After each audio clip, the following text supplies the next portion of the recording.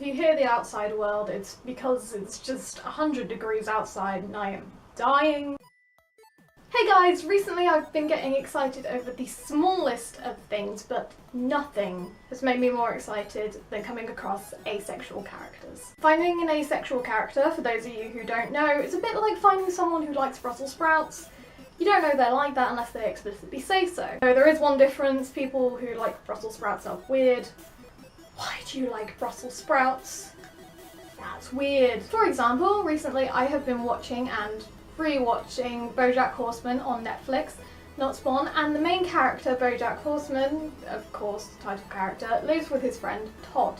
He's a bit of an arsehole to Todd, but Todd is who we're focusing on today. Throughout the previous series, it's never been explicitly said what Todd's sexuality is. It's never been shown, though BoJack's is very prominent. But Todd's has never been touched on until series 3. And just a warning, this is going to be a major or minor spoiler for series 3 depending on how you look at it. So throughout the series there's little hints as to what's happening in Todd's relationship life, but nothing's ever explicitly said until the final episode of the series. In a conversation Todd has with his friend Emily, who's been pursuing him for the god knows how many past episodes, he is asked what his deal is, and Emily says, well, she just straight up asks if he's gay. And this is how he responds. I'm not gay. I mean, I don't think I am, but I don't think I'm straight either. I don't know what I am. I think I might be nothing. Never have I wanted to protect a character more. Todd Chowers is the first character that I have seen, personally, that has had an on-screen realisation of what his sexuality, or lack thereof, is. And it got me thinking, who else is there? In the world of all the popular media, TV, films, games, books, who else is there? Who else is asexual? When I looked into it, I was surprised to find as many characters as I did that fit into the asexual spectrum. Though it was a relatively small amount, it was still interesting to see where they are in the books and the films and TV shows and the games, and how they're represented, what their stories are, and what their character are. What their character is. There we go. A lot of characters out there have not been explicitly stated as asexual or aromantic, but because in canon they've shown little to no interest in sex or romance, the fandom have headcanoned them as such. Unfortunately, some of these characters are headcanoned as ace because they're robotic or lack feelings, which can be harmful to actual ace people who, you know, feel things. But they are representation nevertheless. So, with Fletcher & Co, here is a list of 10 characters that are either suspected or confirmed as asexual. And the first is Sherlock Holmes. Though in a multitude of adaptations, Mr. Holmes' sexuality has been somewhat toyed with, he has been explicitly stated to having no interest in romance or sex. The woman was simply someone who beat him, meeting with Mr. Holmes once in the entire series, so Conan Doyle never intended for Irene Adler to be a romantic interest. As he said, Sherlock Holmes was married to his work. Number 2, the Doctor from Doctor Who. Though he has had many relationships with his companions, these have been mostly one-ended and unrequited by him, and Stephen Moffat has said that he's actually asexual, though quite evidently with Rose Tyler, not aromantic. Now I'm sad about Rose Tyler. Man, don't talk to me about Rose. Number 3, Sheldon Cooper from The Big Bang Theory. This one is definitely an example of what Fletcher was talking about earlier. Sheldon is presented as a very cold, analytical, and an almost heartless character who is also asexual. He's also suspected as aromantic, and though this is explored in later series with his relationship with Amy, he still is one of the biggest asexual characters out there, and in my opinion, I don't think he represents us accurately. So, take that for what you will. 4, Dexter Morgan from Dexter. Don't know why I did that. In the books, yes, there were books before the TV series. Dexter states that he's uninterested in sex, but he's willing enough to keep up an act to make his wife believe that he is a normal man. You poor soul. This does mean he falls in the asexual spectrum, although it's not directly addressed in the TV show. Number 5. Varys, Game of Thrones. I think that's how you pronounce his name. Not seen Game of Thrones. He claims that he was asexual before his castration. Always lighthearted with this show. And he replaces these sort of desires with the pursuit of the Iron Throne. I mean, if you're going to pursue something other than a relationship, the throne is not a bad substitute. It's all part of the asexual and aromantic plot to take over the world. 6. Daryl Dixon from The Walking Dead. Honestly, there's not a lot I can go off of on this one, apart from the creators saying that Daryl is somewhat asexual. So they have word of God, it must be true, although it's, again, not directly addressed in the series. Number 7. Charlie Weasley from Harry Potter. In an interview, J.K. Rowling has said that Charlie's more interested in dragons than women, and also that he's not gay. So, logic. Their process of elimination, asexual. Or dragon sexual. That's nope. Okay.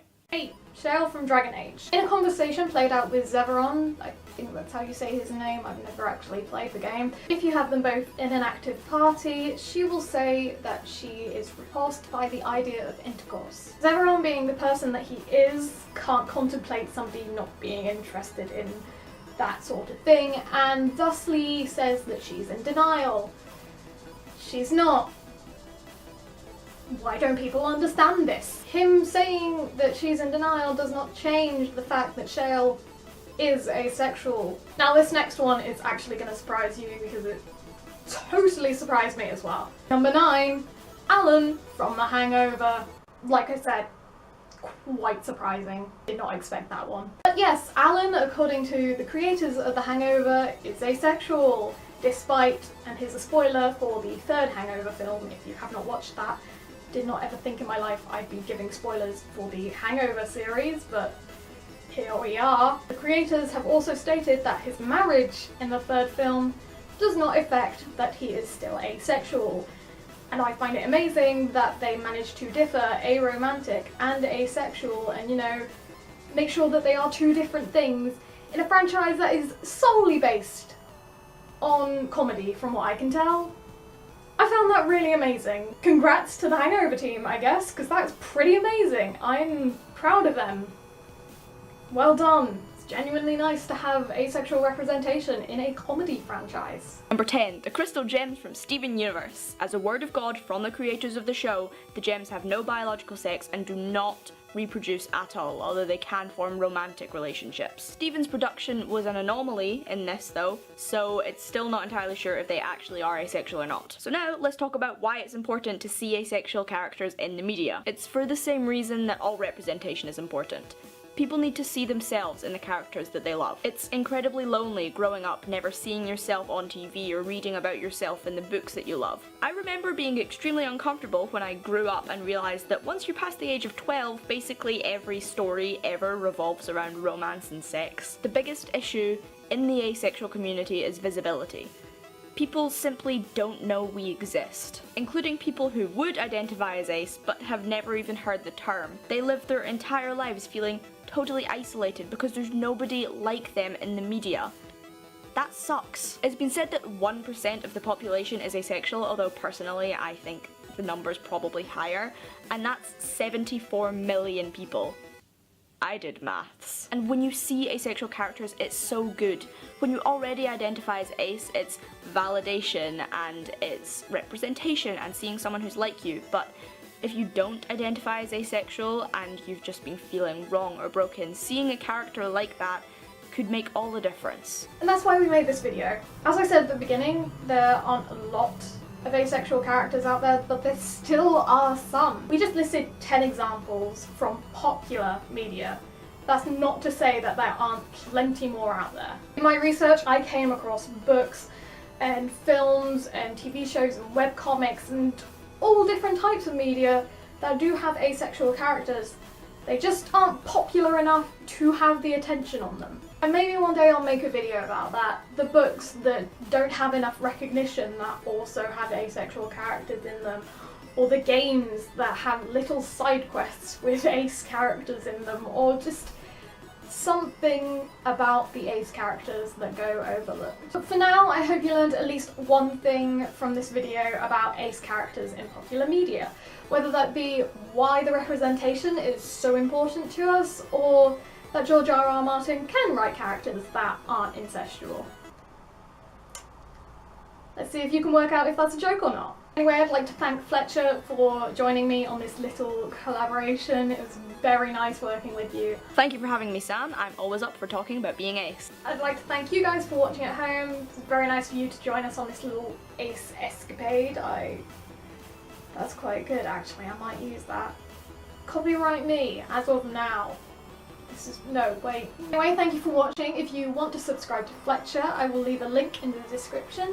He is a very brilliant YouTuber. I absolutely love their videos and I recommend you go and watch them. There's lots of videos on ace and trans culture and issues and that sort of thing, so if you're into that, go and watch that. If you're not into that though, there are also other videos about films and TV shows and pop culture and just all around niceness that I recommend you go and watch because Fletcher is a good person. So go to PeerieWeirdo and the link's down there. I was honoured to be working with them, so the least I can do is give them a shout out.